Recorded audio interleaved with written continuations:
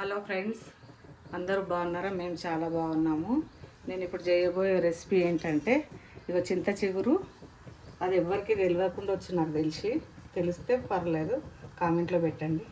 చింత చిగురు, పచ్చిమిరపకాయలు, ఉల్లిపాయ, శనగపప్పు, ఉప్పు, కారం అది మామూలే. ఇది కూర చేస్తున్నానండి. జొన్న రొట్టెలకు, చపాతీకి కానీ సూపర్ ఉంటుంది. మీరు ట్రై చేయండి ఒకసారి.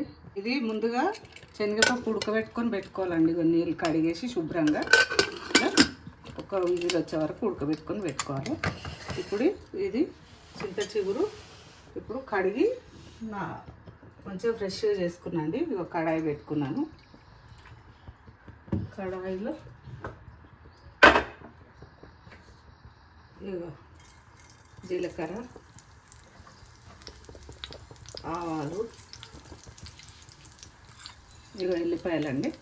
చాలా అంటే చాలా బాగుంటుంది. మీరు ట్రై చేయండి. పప్పు, చింత చిగురు పప్పు తెలుసు ప్రతి ఒక్కరికి. చింత చిగురు పచ్చడి తెలుసు. చింత చిగురు ఇప్పుడు అసలు అయిపోయిందండి. దీన్ని కావట్లేదు. ఇప్పుడు చింతకాయనే దగ్గరకు వస్తుంది. ఇప్పుడు దొరికింది, చాలా రేటు ఉంది. ఇక ఉల్లిగడ్డలు, పచ్చిమిరపకాయలు వేసుకున్నానండి. తర్వాత ఉల్లిగడ్డలు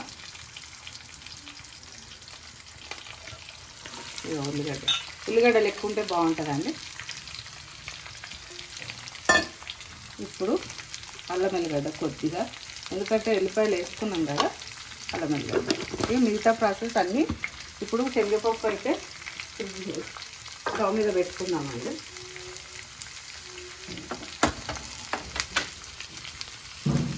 ఇక కొంచెం ఒక్క విజిల్ వచ్చే వరకు ఉడకబెట్టాలండి శనగపప్పుని. ఇక చింత చిగురు ఇప్పుడు వేసుకోవాలండి.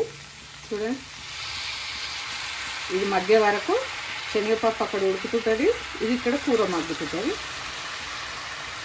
పెట్టిందండి, ఉడకబెట్టింది ఇందులో వేసుకోవాలి. ఇప్పుడు మంచిగా కలుపుకోవాలి. జొన్న రొట్టె సూపర్ రెడీ అయిందండి. చింత చిగురు, శనగపప్పు, ఉల్లిపాయ. ఇవి ఉప్పు వేస్తున్నానండి. అయిపోయింది. చింత చిగురు పొడి కూర అండి. జొన్న రొట్టె, చింత చిగురు పొడి కూర కాంబినేషన్ చాలా బాగుంటుంది.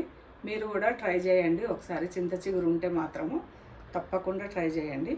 మేము సబ్స్క్రైబ్ చేయండి, లైక్ చేయండి, షేర్ చేయండి. ఉంటానండి.